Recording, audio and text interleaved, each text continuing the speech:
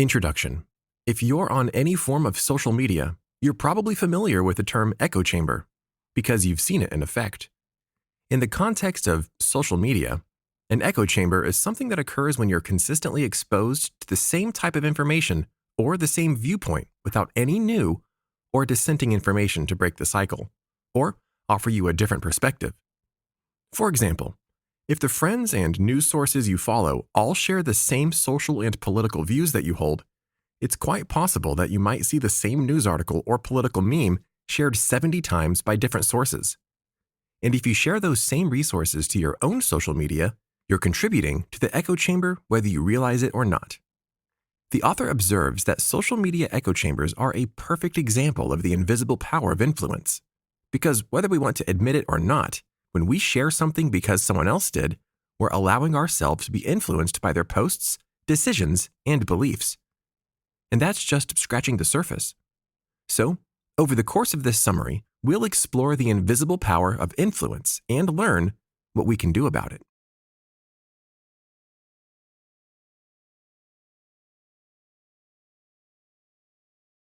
Chapter 1. The Invisible Power of Influence. If you can think back to your experience in high school, you know that one person's opinion can affect change on a significant scale. In every high school, there are teens who are considered to be cooler than others, who set the standard for how to dress, how to speak, and what not to do.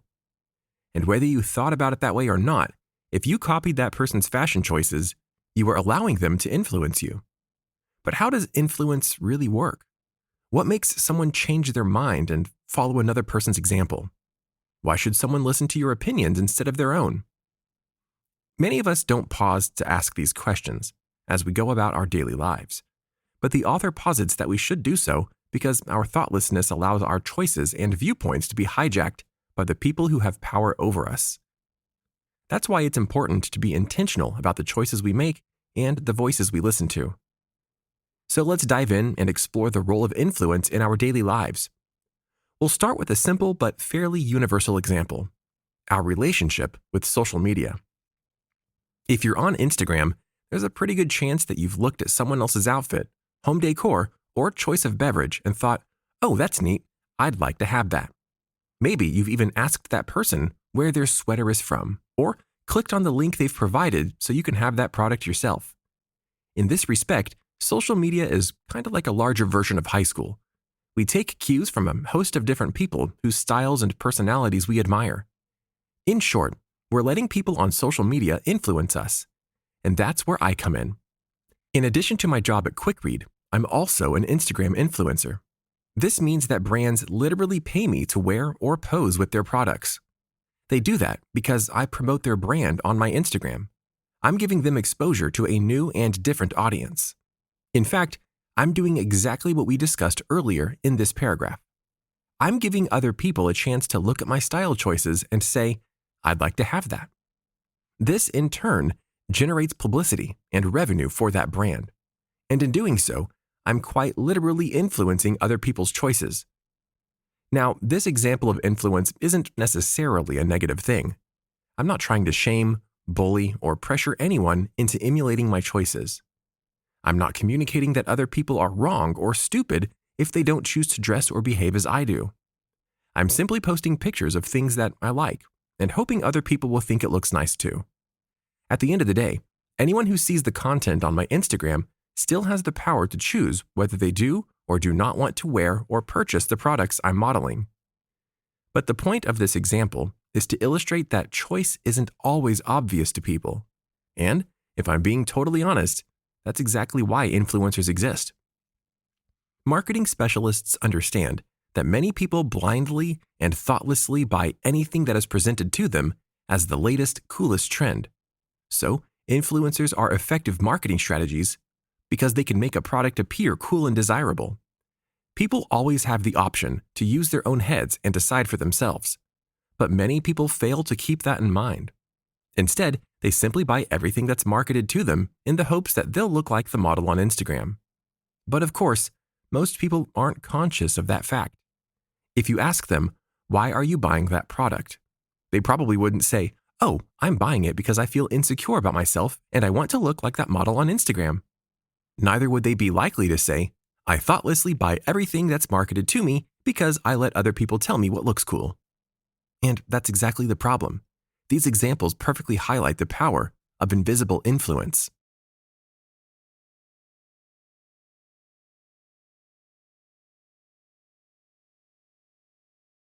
Chapter 2. Negative Influence. The author observes that influence works both ways. Just as people blindly allow advertisers and Instagram influencers to tell them what's cool, people can also fall prey to negative messages communicated by others. For a perfect example of this concept, we need only to consider the complexity of human sexuality. At its core, sexuality shouldn't be a complex or divisive issue.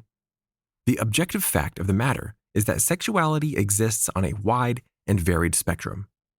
Some people are gay, some people are straight, and some people are both, in the case of bisexual people, and some are neither, asexual people. As a result, you would think that each individual person would be tasked with only one simple issue, identifying their own personal sexuality.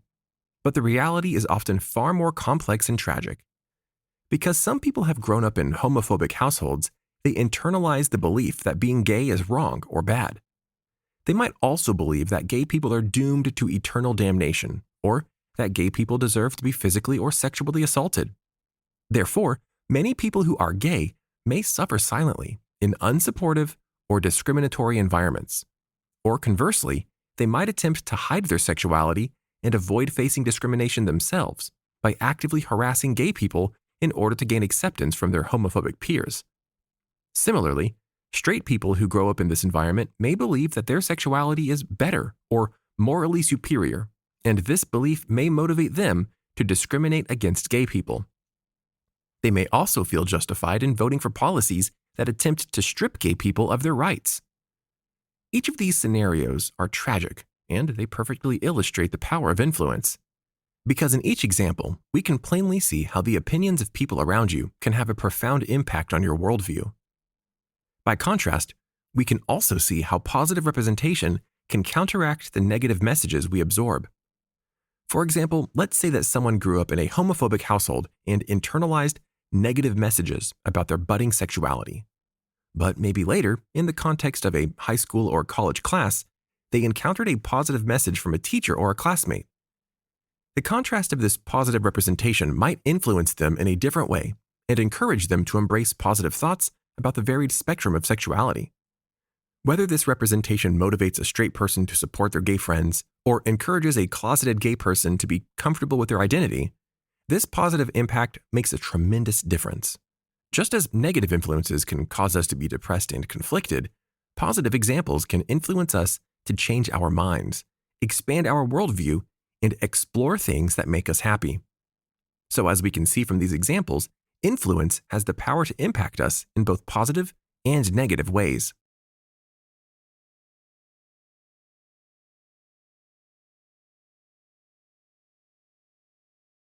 Chapter 3. Why human beings are so susceptible to influence. So now that we've learned about the power and impact of influence, let's take a moment to understand why people are so susceptible to influence in the first place. The short answer is that our relationship with influence literally goes back to the beginning of our existence. Human beings learn by watching others, and although there are multiple scientific and sociological studies which confirm this fact, you can easily identify a personal example if you think back to your own upbringing.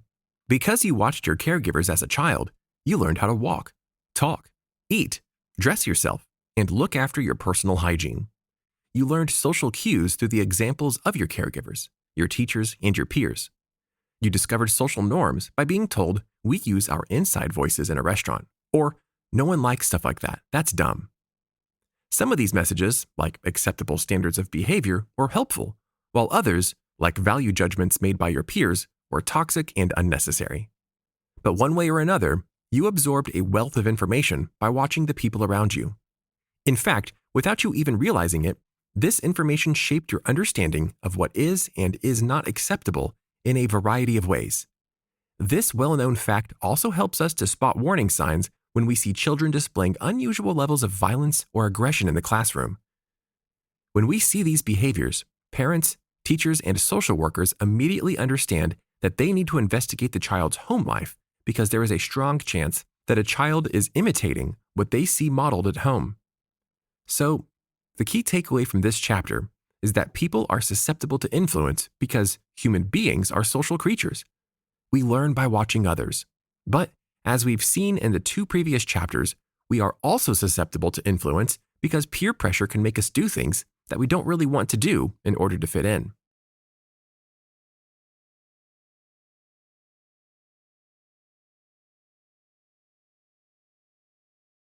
Chapter 4. How to be mindful of your relationship with influence. So now that you know about the impact and origin of social influence, the next step is to ask yourself, what can I do about it? What does a healthy relationship with social influence look like? How can you be mindful of your relationship with influence? The author observes that your personal relationship with influence can differ greatly depending on circumstances such as your birth order and socioeconomic background. For example, if you have an older sibling who is a successful athlete in high school, you might feel compelled to carve out a niche for yourself as a successful academic. In this case, your desire is not to conform, but to stand out and avoid the appearance of being the same as everybody else. Likewise, you might find comfort in your identity as a fan of an obscure band that no one else listens to. Or by contrast, you might enjoy a sense of community that comes from being part of a larger mainstream fandom. Similarly, if you come from a lower income background, you might embrace such traditional values as togetherness and community, which predispose you to privilege conformity over individuality. All of these personal factors can impact your relationship with influence. They might also impact your gullibility or the degree to which you are inclined to believe other people's opinions. But no matter where you fall on this spectrum, the most important thing about your relationship with influence is mindfulness. Start by thinking critically about the impact that other people have on you.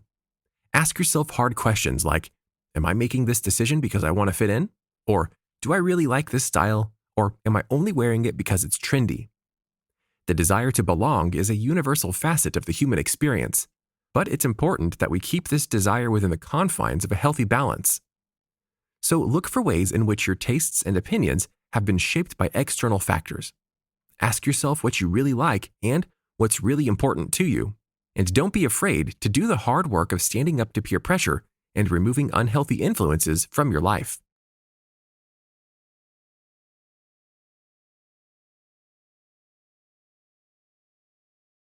Final summary. Whether we realize it or not, we are constantly being influenced by the opinions, choices, and tastes of other people. We wear things because they're trendy. We feel pressured to listen to the right music or say the right thing to avoid being ostracized by other people. And even though we'd like to think of ourselves as free-thinking individuals, the harsh reality is that that isn't always quite as true as we think. Invisible influence invites you to think critically about your relationship with influence, to learn about the origins and impact of peer pressure, and develop a roadmap for cultivating your own healthy relationship with influence. It's okay if other people's choices give you food for thought, or if you buy a cute sweater because you like the one your friend has. But it's also important to think for yourself and develop a solid sense of personal identity.